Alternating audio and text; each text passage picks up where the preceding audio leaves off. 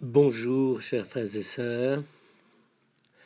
Aujourd'hui, c'est dimanche et plusieurs d'entre vous m'ont dit leur communion dans la prière et l'affection en soulignant que ça fait drôle, effectivement, d'avoir un dimanche sans l'occasion, le moyen, la possibilité de se retrouver ensemble et de partager le même corps et le même sang du Christ, de chanter ensemble le même mystère et de nous retrouver ensemble avec beaucoup de joie et de bonheur.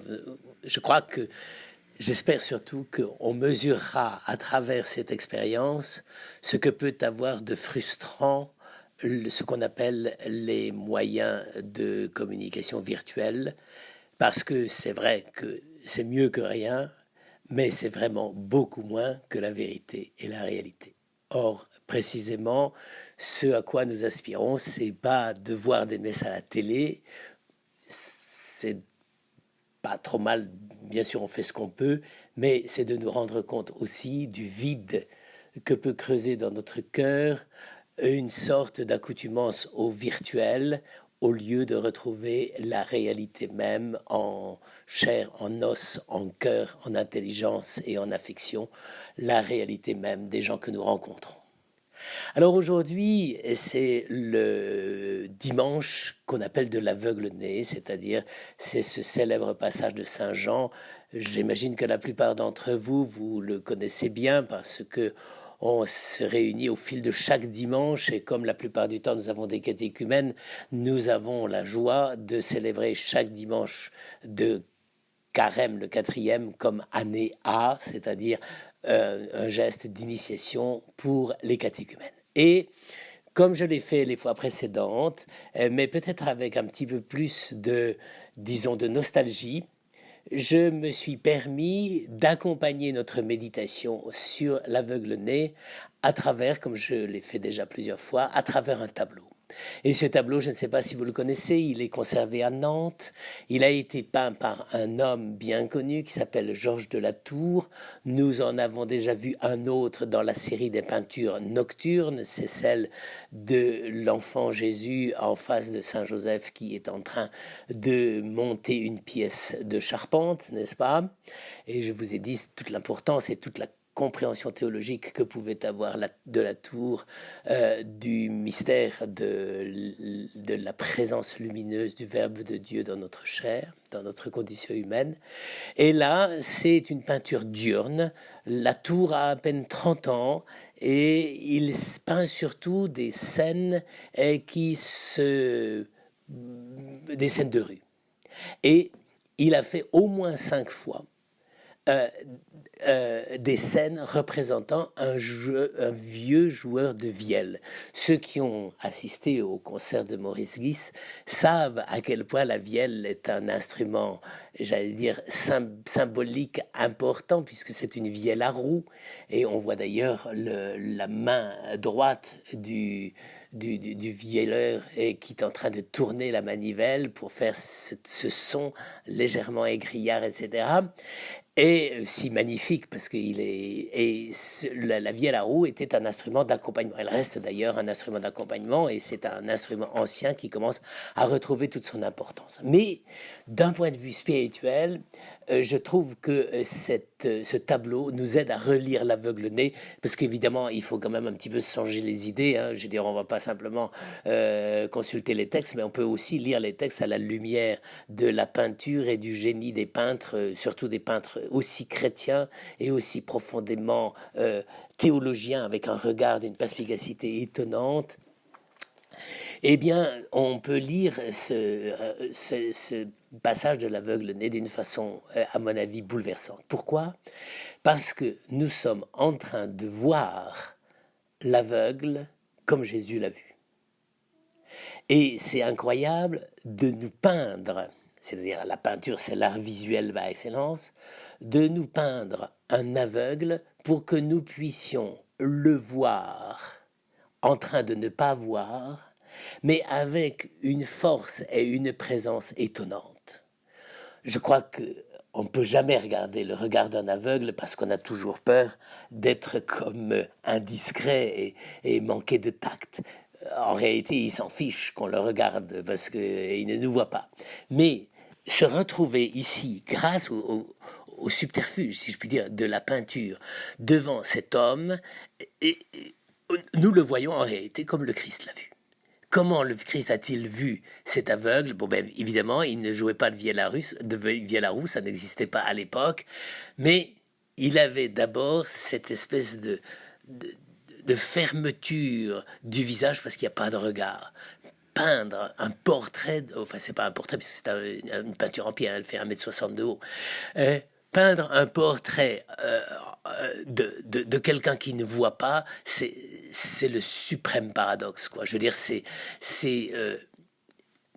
je, je vois ta misère, je n'y comprends rien parce que moi-même je vois, je ne sais pas quelle est ta détresse, mais je vois dans ton visage, tes yeux fermés, ces traits un peu tirés, les cheveux en bataille. On dirait même que la barbe est comme emportée par une sorte de souffle, de cri de détresse, n'est-ce pas? Et puis cette bouche où il n'y a que les dents inférieures, comme si les dents supérieures elles étaient tombées. Et cet homme-là, il est là en face de nous et il joue de la musique. Ça, vous pouvez tourner le problème dans tous les sens, c'est bouleversant. Qu'un homme en face de nous, aveugle, soit là en train de nous dire tu ne comprends pas ce qui se passe en moi parce que tu ne vois pas mon regard, mais mon regard, c'est mon cri de détresse, c'est mon chant. Eh bien, c'est exactement tout l'enjeu. Moi, je pense que c'est pour ça que le Christ a été bouleversé par l'aveugle-né. C'est parce que il a plus encore que dans d'autres miracles, parce que je veux dire, quand les gens sont handicapés, c'est pas facile, mais il y a toujours cette flamme et cette vivacité du regard, tandis que là, il n'y a plus rien. Et cependant, ce frère en humanité appauvrie, souffrante, n'est-ce pas, se tourne vers nous pour nous chanter quelque chose. Nous sommes choqués par sa souffrance et il vient, lui, par son chant, par son jeu de vielle, car il chante, c'est pour ça qu'il a la bouche ouverte, n'est-ce pas? Il chante et c'est plus que de l'émotion. C'est de dire, tu ne te rends pas compte ce que c'est que d'exister malgré le fait de ne rien voir. Et, et je suis là pour te dire que quoi qu'il arrive, eh bien moi je chanterai tout le temps. Et d'une certaine façon, c'est un peu ça le mystère de la guérison de l'aveugle-né. C'est le Christ qui dit, mais puisque je t'ai créé, puisque je t'ai façonné, il faut que tu puisses dire ce que tu es à travers ton chant et à travers ta vie à la roue. Alors, c'est ça, c'est un vrai message d'espoir que je voudrais que nous recevions à travers cette peinture, un vrai message d'espoir qui nous renvoie évidemment à celui de l'Évangile, mais que la tour ait pu, sans penser sans doute à l'aveugle-né, hein, c'est pas son problème là, c'est pas une peinture d'église, mais qu'il ait pu peindre dans cette misère, car il faut savoir, c'est quand même la Lorraine des années 1620, c'est-à-dire c'est une Lorraine qui commence à être ravagée par tous les malheurs de la guerre de 30 ans, n'est-ce pas? Et pensez au dessin de Jacques Callot, n'est-ce pas, qu'on a tous vu dans nos livres d'histoire. Mais on aurait dû mettre celui-là d'ailleurs, parce que c'est tellement plus criant de vérité, ça. Et alors, je voudrais terminer par un petit détail. C'est le deuxième tableau que vous voyez en bas. J'ai pas pu être tout parce qu'autrement on voit plus les détails.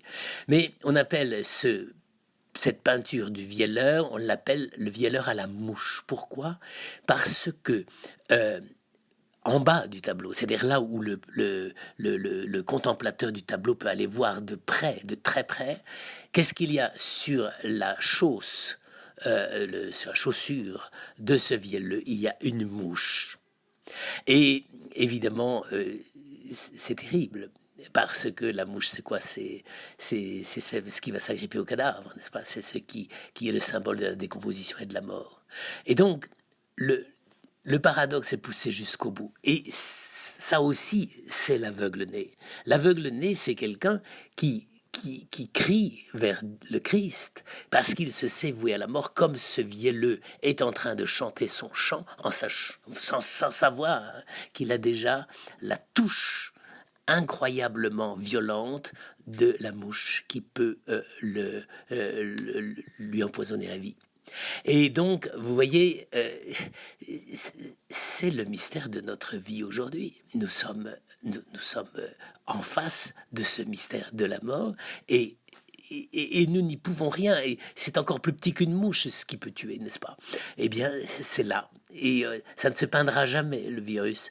Mais, enfin, ils font tous des photos sur Internet, mais ça ne se peindra jamais. Ça fera jamais l'objet d'un tableau. Ou alors, vraiment, ce sera terrible.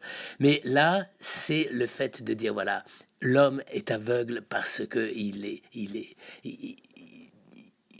sa situation d'aveugle dit exactement le mystère de l'être humain. Nous sommes des aveugles. Et d'une certaine manière, quand le Christ vient ouvrir ses yeux de l'aveugle, n'est-ce pas? Eh bien, il vient lui révéler qu'effectivement, il l'a vu dans son aveuglement, il l'a vu dans sa détresse, et il lui a ouvert les yeux. Alors, la dernière chose, c'est par là que je voudrais terminer, c'est que ça, évidemment, la tour ne peut pas l'exprimer, mais l'Évangile le dit, c'est Saint Jean qui le dit, c'est que quand on lui a ouvert les yeux, c'était « Va te laver à Siloé avec la boue que j'ai mis sur tes yeux, façonnant cette boue avec ma salive et la poussière de la terre. » C'est le message de la résurrection. Et ça, c'est pour ça qu'on choisit ce texte aujourd'hui pour le mystère de ce dimanche de Carême. Voir les yeux d'un aveugle, c'est voir déjà le mystère de notre résurrection.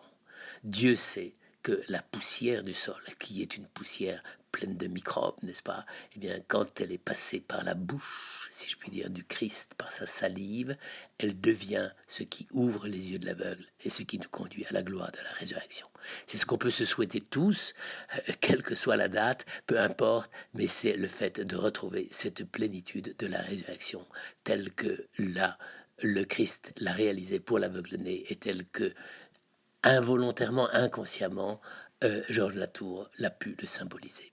Eh bien, frères et sœurs, c'est ce que je nous souhaite à tous, c'est que nous gardions au cœur même de notre détresse, nous qui ne voyons pas, parce qu'on ne voit pas ce microbe, n'est-ce pas? On ne voit pas ce qui nous menace, mais que nous sachions qu'à travers notre chant, à travers notre espérance et à travers notre prière, eh bien, nous sommes en fait comme le vielleur de la tour et comme l'aveugle-né, nous avons besoin d'ouvrir les yeux sur le mystère de Dieu.